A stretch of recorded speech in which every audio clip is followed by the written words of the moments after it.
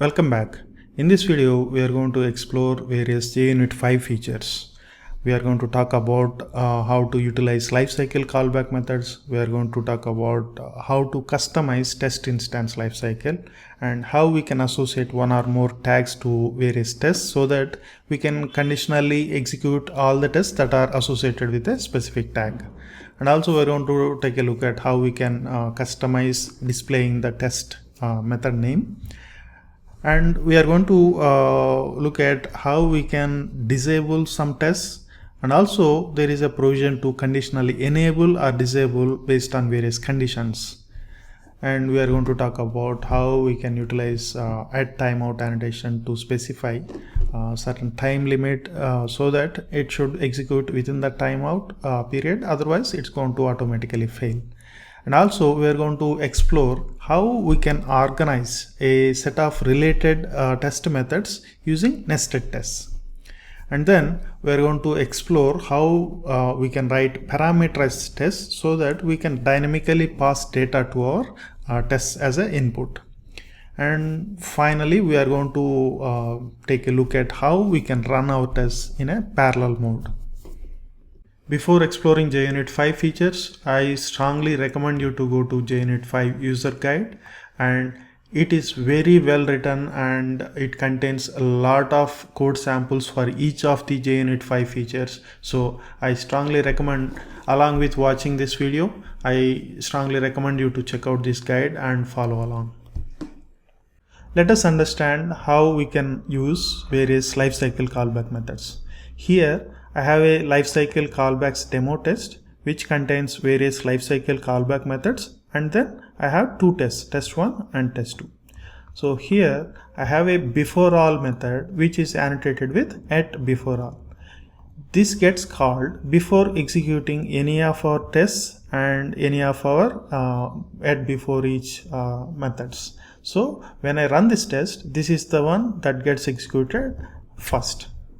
And then I have afterAll method which is annotated with @afterAll. This gets called once all the tests are executed, and then it will be called. So these @beforeAll and @afterAll methods should be static. And there is another way where we don't need it to be a static, but we'll talk about that later. And then there is a setup method which is annotated with @beforeEach. This method setup gets called before running any of our tests. So here this setup method will be called before running test 1 and test 2 as well. And similarly we have tear down method which is annotated with @afterEach, which gets called after running each of our test method.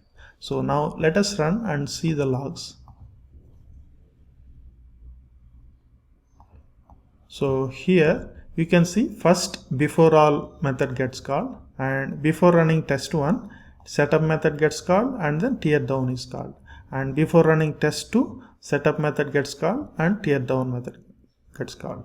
And after all this, finally the after all callback method gets called. So these are the various lifecycle callback methods that you can use, and usually you write logic in this before all callback to initialize something that is static for the rest of the tests in the same class. So you don't need to re-initialize for every test. So such logic goes into this before all callback method.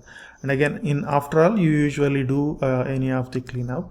And these methods before each and after each, usually you put something like you want to initialize some data for your tests. So you write that kind of logic in this setup method. And also once you do some data insertion or something like that in your test method, you write tear down where you clean up that all the changes that you have done, so that every test will start with a clean slate. So this is how you can use various lifecycle callback methods. Let us understand what is test instance lifecycle.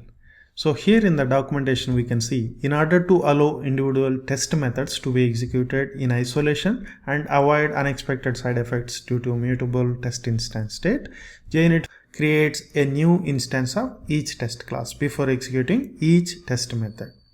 So this is the default behavior.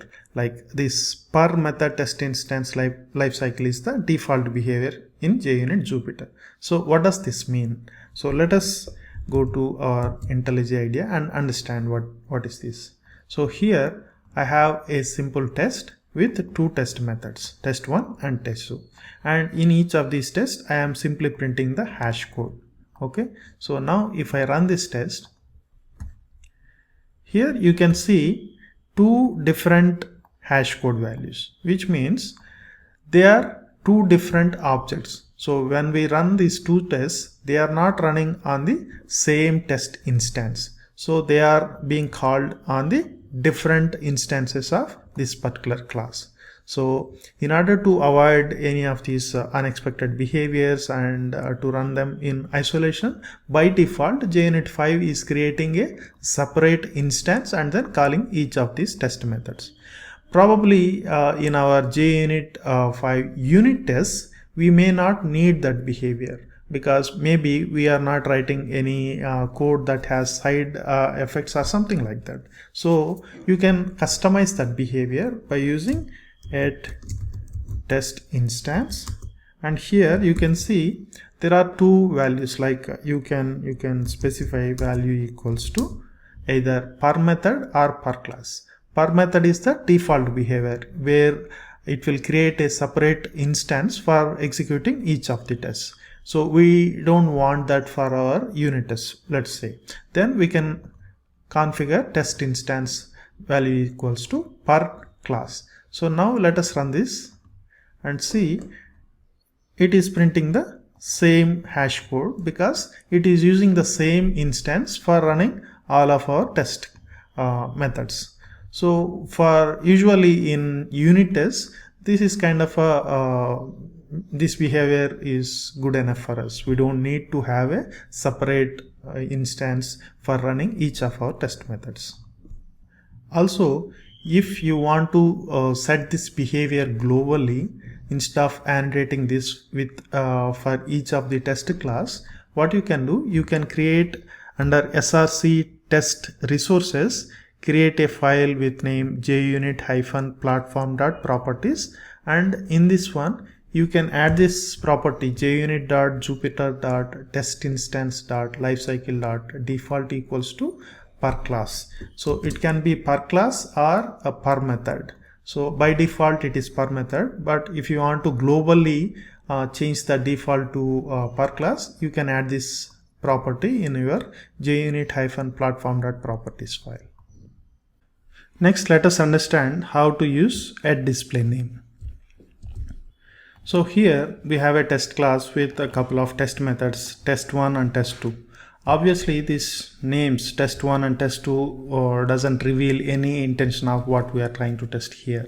So one approach is you can put in a descriptive name as a method name itself using camel case, or some people prefer to use underscore based separation for words. But there is a other alternative where you can use @displayName annotation and specify a brief description of what the behavior you are trying to test here. For example, we are writing a test for saving a person with an existing email ID should throw exception.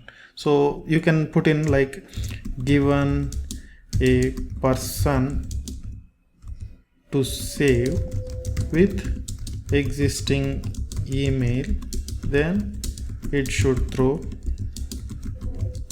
exception, something like that, whatever description that fits for your use case. So now what happens when you run this test, instead of showing test1, it will show the description that you put in using @displayName.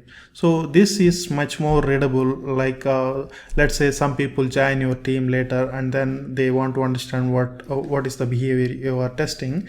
This gives much more detailed meaning of what is the scenario you are testing here. So this is really helpful like this. Next, let us understand how to use @tag features. So first let us understand why should we use @tag feature at all. So typically in maven based projects here, the production code goes into src main Java and test code goes into src test Java. Sometimes we put all our unit tests and integration tests in the same code base in this src test Java here. So we might want to run unit tests first and then integration tests. So in that case, what we can do, we can tag each of our tests, or even we can tag each of our test methods with a tag, something like this. Let us use @tag and specify unit. Let's say this is a unit test and another test is a integration test. So you can associate your tests or test methods. For example, this could be a unit test, and this could be an integration test, something like that. Once you associate your tests with various tags, you can conditionally execute only tests that are associated with a particular tag. How we can do that? If we check out the documentation, so here you can specify maven surefire plugin to specify all the tags using this groups tag. So though they are calling tags, here we are going to we need to use groups tag to specify this is a tags expression. You can simply specify one tag or use a tag expression as well. So here we can specify only run unit tests, and you can use a different mechanism to run integration tests in a different way. For example, we can also pass flag like -- include tag.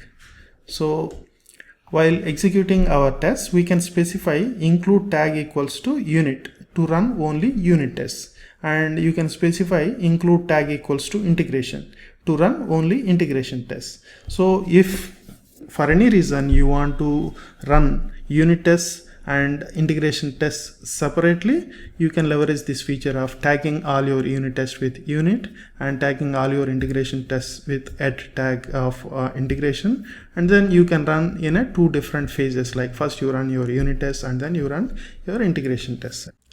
Next, let us understand how we can enable or disable tests.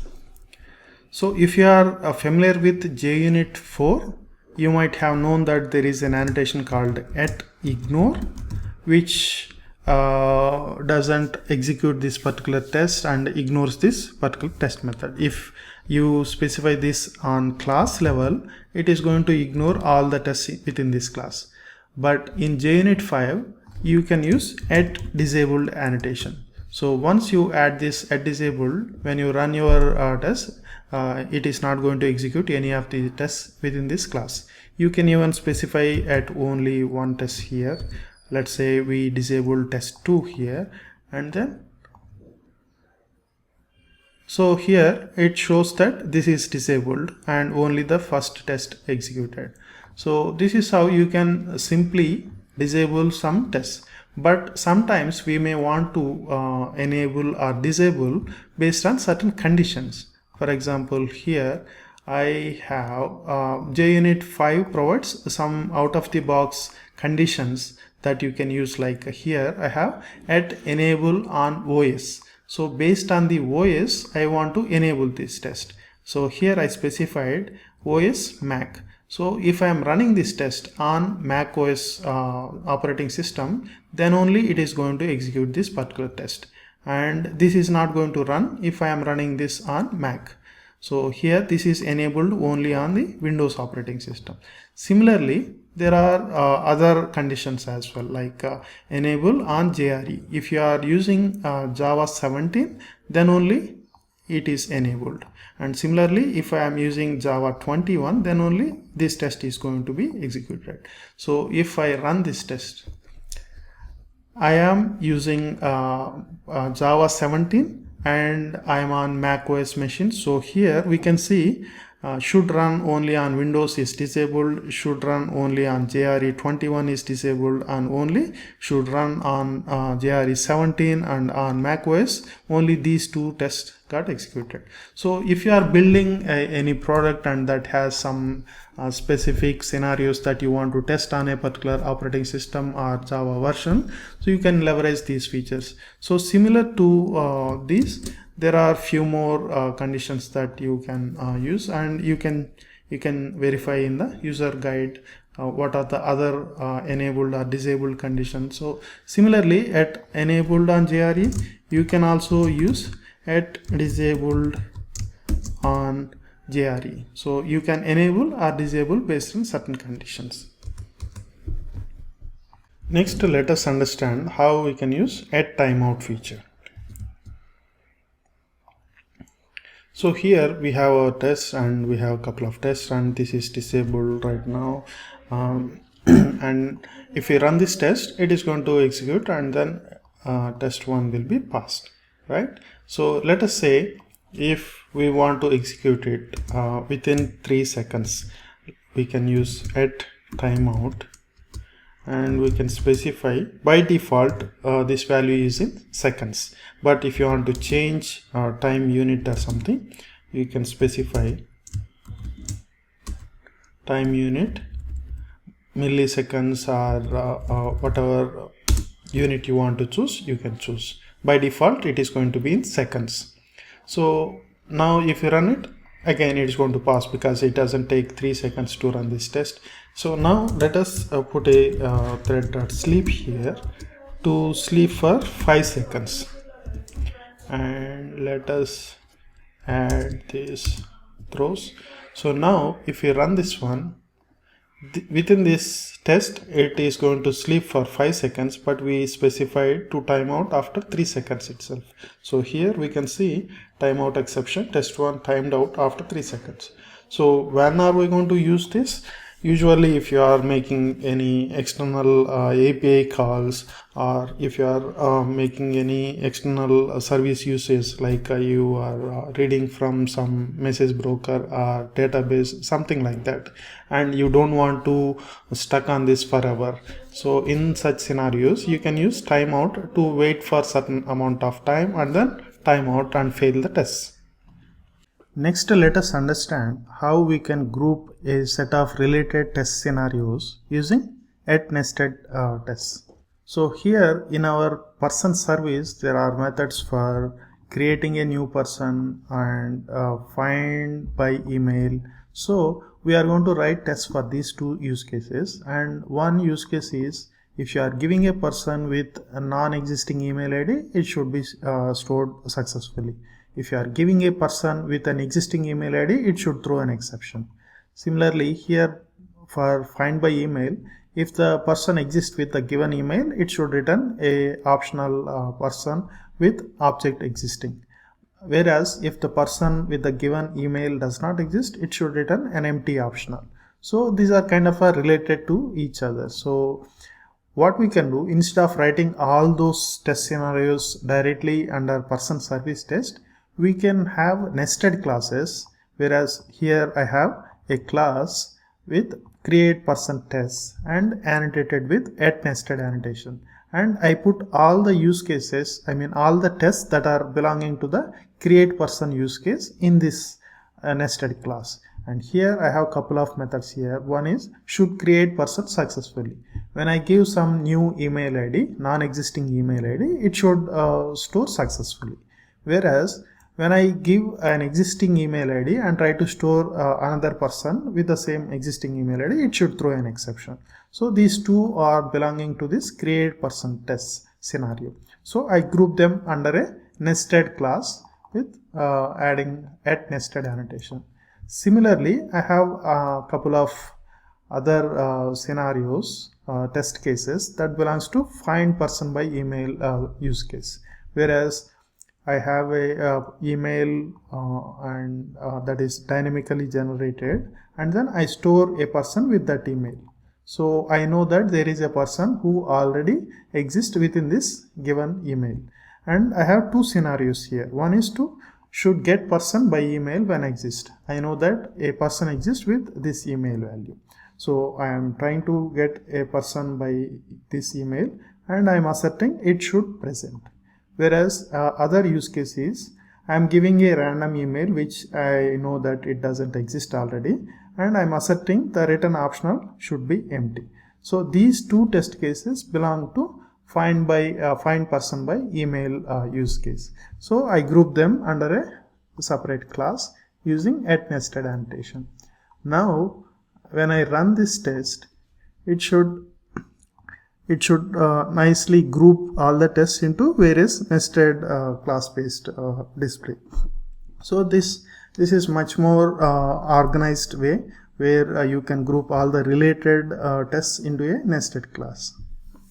Next, let us understand how we can write tests that takes inputs dynamically. So far we have seen tests that doesn't take any inputs via method call, but here we can use JUnit 5's parameterized test feature that so that we can provide inputs dynamically.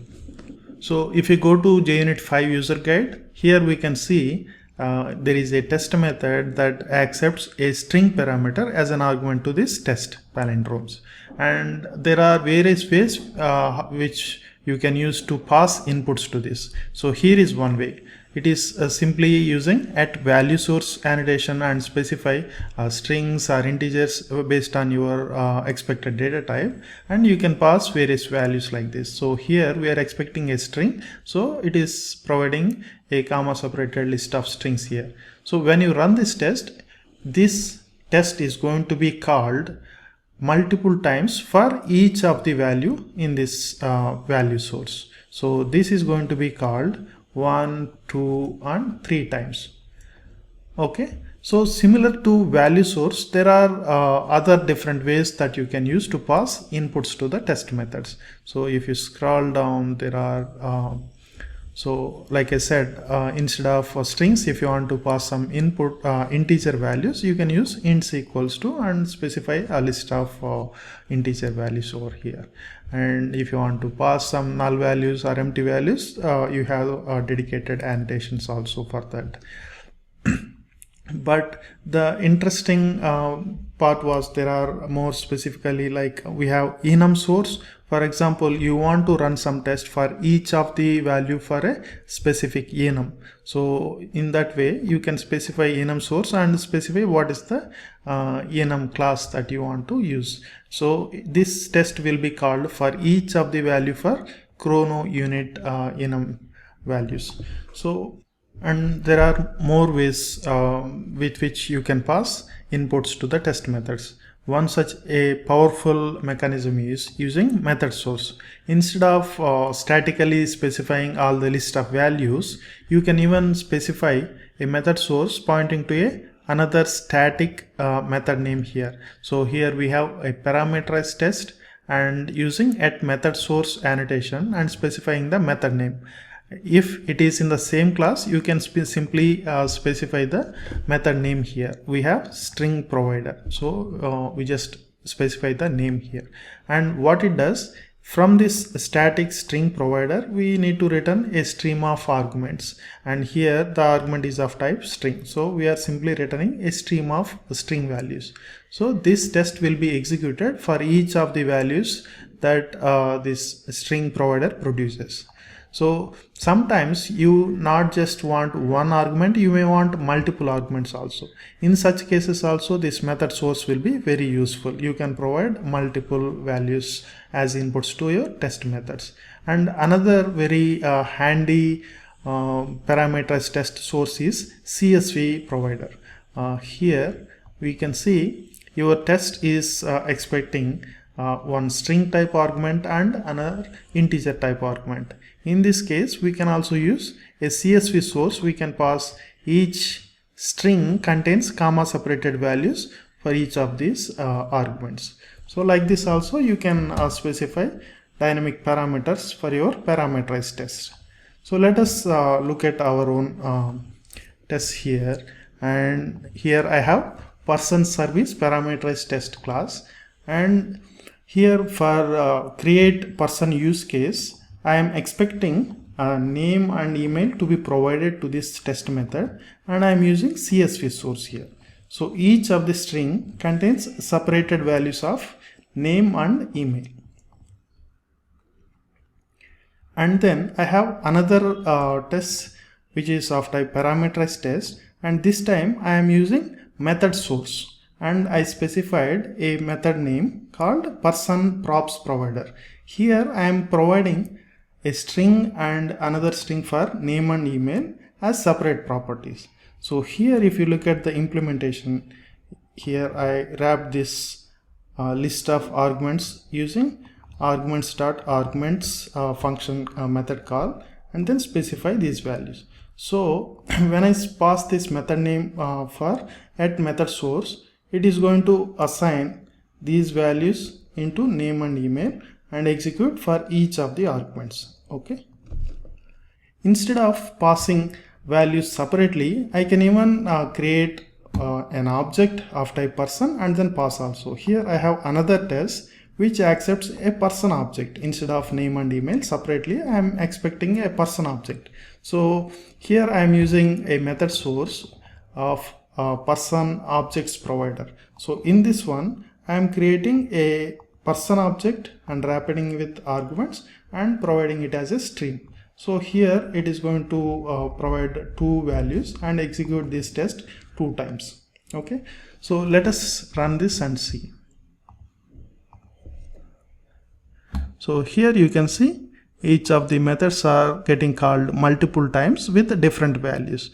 Finally, let us understand how we can execute our test parallelly. So if you go to JUnit 5 user guide, there is a section called parallel execution, and here basically there are different ways you can configure so that you can execute your test parallelly. So when we say execute test parallelly, there are two things that we need to understand. One is, within a single test class there can be n number of test methods, and you might want to execute all those tests in parallel. And also there can be n number of test classes, and you may also want to run each test class parallelly. So there is a permutation and combination, like you can run different test classes sequentially, but you run all the tests within a single class parallelly. And the opposite scenario is also possible, where you run all the tests within a class sequentially, but you can run all your separate test classes parallelly. Basically you can configure that behavior using properties. So in your JUnit platform.properties file, so here we have JUnit-platform.properties file that we used earlier. We can configure, first we need to enable this parallelization using this property. But just adding this parallel enabled equal to true doesn't turn on this behavior automatically.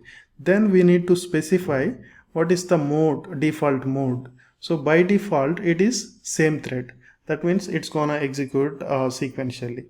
If you specify it as concurrent, then it will run all your tests and test methods parallelly. But you can further configure it so that there are usually two ways people want to run enable the parallelization. One is configuration parameters to execute top level classes in parallel but methods in same thread. Okay, so if you have, say, let's say test class 1 and test class 2, and in each of those tests you have multiple test methods, but here you want to run different classes in parallel, but in each of those test classes you want to execute test methods sequentially. So in that case you can specify the configuration like this. And then there are the other scenario is configuration parameters to execute top level classes sequentially but their methods in parallel. So in this case your methods, test methods in each of the class will run in parallel, but different classes will run sequentially. You can configure for that kind of a scenario, you can configure the properties like this. So we have explored most commonly used feature of JUnit 5, and again I very strongly recommend you to go through JUnit 5 user guide. It is really very well written and contains plenty of examples, so I strongly recommend you to go through this documentation also. Thanks for watching and stay tuned for the upcoming videos. Bye bye.